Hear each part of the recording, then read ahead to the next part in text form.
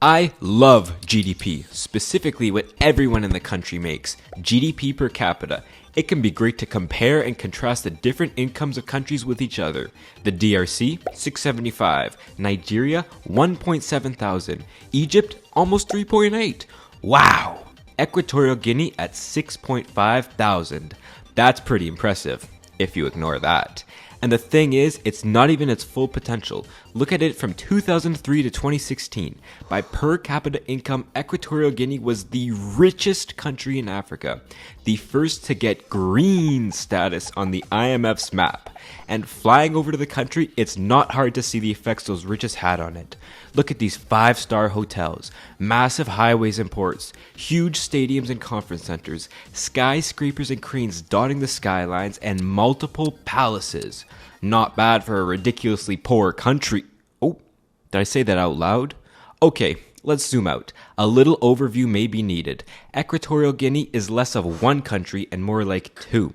Continental EG, where most people live, and insular EG, mainly made of the island of Bioko. This is where the financial, political, and commercial center of Malabo sits. And if a rich, well-developed capital being literally separated from the majority of the poor population isn't a perfect metaphor for this country's story, I don't know what is. Most Equatorial Guineans are not here. They work in agriculture on subsistence farms. Around 2/3 of the country is in poverty. The life expectancy is low, even lower than the African average, and it ranks in the world's bottom 10 countries in terms of corruption. So yes, truth's out, I lied about Equatorial Guinea being a rich country. The GDP per capita measure does not capture the full story, nor does holding the title of richest African nation for 13 years. So what does? Well, let's look at the richest and the poorest of Equatorial Guinea. What can we learn from the richest, from the elite of the nation? Well, let's look at the government first. The nation has been ran by Obiang since 1979, and he has run the country as a dictator for most of those years. Here's a little history of how he got this position. The Spanish had ruled Equatorial Guinea for around a century, making it one of the only Spanish colonies in Africa. As a Spanish colony, the country was a tropical plantation-based society administered by the Spanish on Bioko. Independence from Spain was fought for and peacefully won in 1968 with Francisco Macias Nguema becoming president. Notice the similarity in the names? Now maybe it's because he lived most of his life under this corrupt Spanish resource extracting country, or maybe because he was part of the country's Fang majority versus Bioko's Bubi majority, but Macias put no effort into making a responsible government. Perhaps he saw the disconnected Spanish Bubi island as stealing from his people for decades, so he thought he might as well be the one in charge of the theft. In 1973, he gave himself absolute power. He was dictator for life.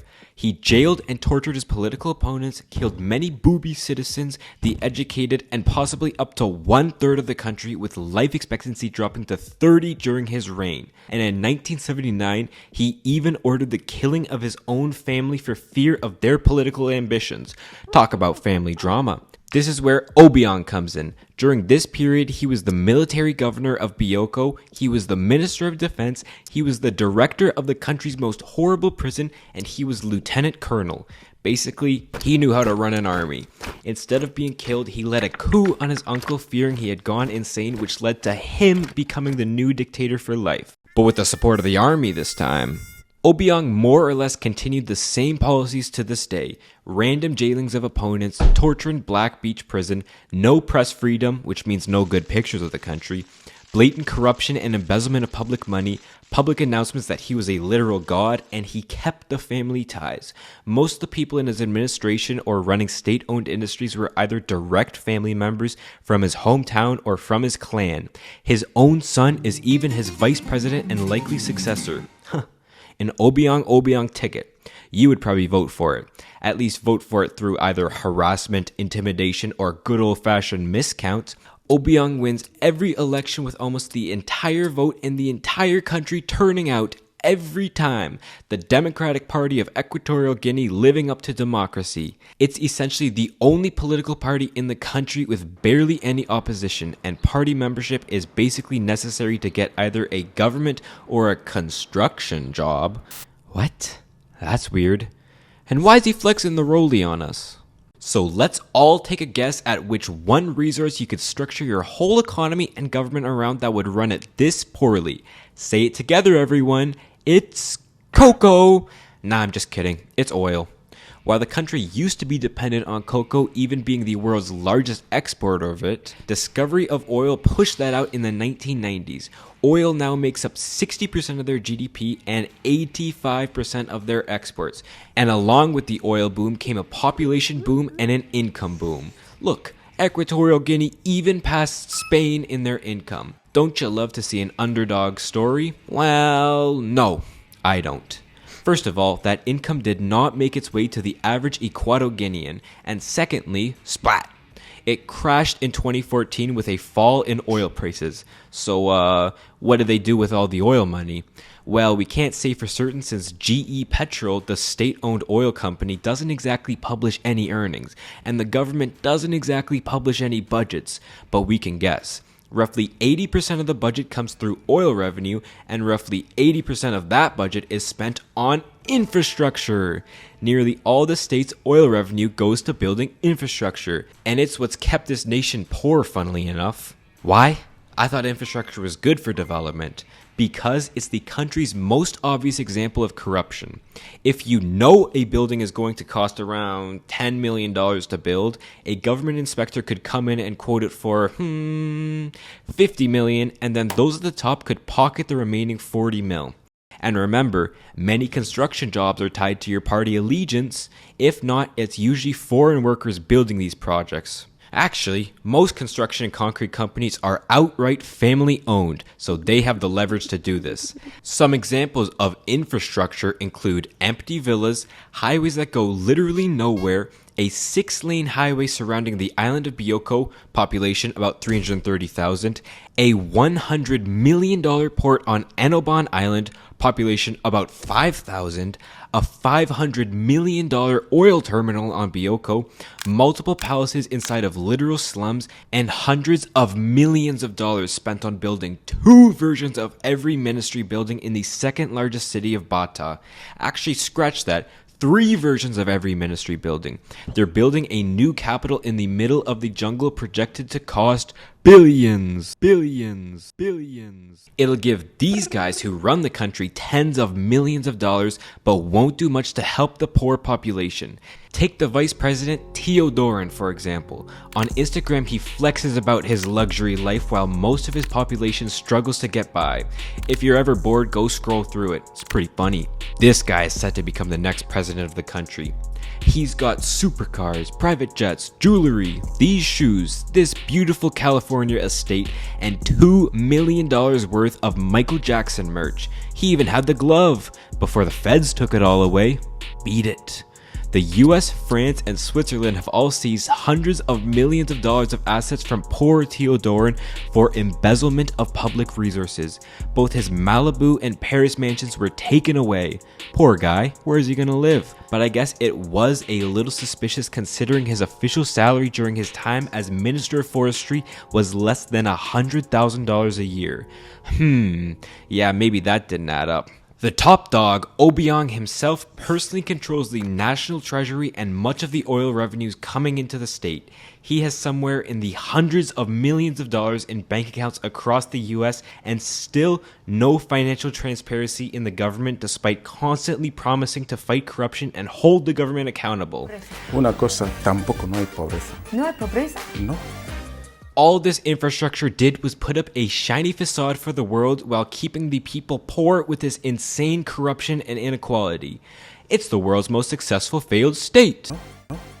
So what do the people get for living in one of the richest African nations? Not much. Let me ask you something. Despite all these improvements, why hasn't Equatorial Guinea attracted many tourists? Why haven't you wanted to lie down on this tropical beach and explore historic Malabo? Well, yeah, besides the whole totalitarian dictatorship and government-sponsored kidnapping thing. That's right. It's because these improvements don't exist. How about some stats to show you the real country? Remember how 80% of the budget went to these? Well, a whopping 5% goes to this. health, and education. That's them combined. In the 2000s, over 40% of primary school students did not attend school. In fact, because public schools are so underfunded by the government, half of all children go to private school. Yes, in a country where most people are in poverty, where most people are children, most parents pay for their kids to go to private schools. So, education has regressed through the last 20 years. There are 2 main hospitals in the country, but they don't service those outside of the 2 major cities. Most citizens just end up paying for private healthcare along with private schools. So infant mortality is above the African average and life expectancy is below the average. Many people don't have food security. Despite the majority of Equatorial Guineans being farmers, they still import 80% of the food they eat, while they export over 100 times less food than they import, most of it being luxury. A sign that farmers have switched from growing cash crops to what they actually need to eat. Most homes do not have running water. Half of all people don't have access to safe water in general.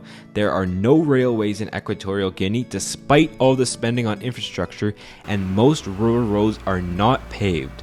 And last, from inadequate supply and poor management, only 2/3 of people have access to electricity. Just jump over the border to Gabon and there over 90% have electricity. Come on, they've also been a family-run petrostate and they can do it. So why don't the people just throw out the government then? I mean, coups happen all the time on the continent. Well, you're not exactly allowed to voice opposition without detainment, arrest, imprisonment, or swimming with the fishes. There is no independent legal system, police have strong ties to the PDGE, and well, corruption is rampant. You can't exactly reason with officers unless you brought cash with you. There's no trust at all, so people stay complicit to keep whatever they've got. There are problems with the system though. Okay, we've gone through many, but I mean a problem for the government. Many estimates say the country will run out of oil in the 2030s, and as supply dwindles, so does their spending. You see, the government does what fancy people call pro-cyclical fiscal policy, which basically means when the country makes more money, the government spends more money. Since such a large portion of the budget is made of oil revenue, this means spending changes with both production and the price of oil. They don't have any legal framework or spending rules on their sovereign wealth fund, which is supposed to be where they keep the oil revenue to smooth out its spending and grow it for the future. This is a much bigger problem for the elite than for the people. As a very machine-heavy industry, oil production doesn't actually employ that many people, so the average worker really won't be hit by the lost income as much as the government would be hit by the lost extraction money, their rent. It means less corrupt infrastructure projects, but when most of the country was never actually benefited by them, do they really care? So what's next? Obiang and the PDGE may be screwed up a little. With a terrible human rights record, lack of enforcement on corruption, lax attitudes about enforcing property rights, sometimes seizing land for the public good, and no follow-through despite promising 1,000 times they'll diversify the economy, most businesses are just not that eager to invest into the country. Which is kind of funny because the petrostate was made by foreign investment, giving them all the capital they need for oil production. I don't know, maybe they'll invest heavily into mining next, or fishing, forestry, biotourism, finance, maybe cocoa and coffee plantations again, I don't know.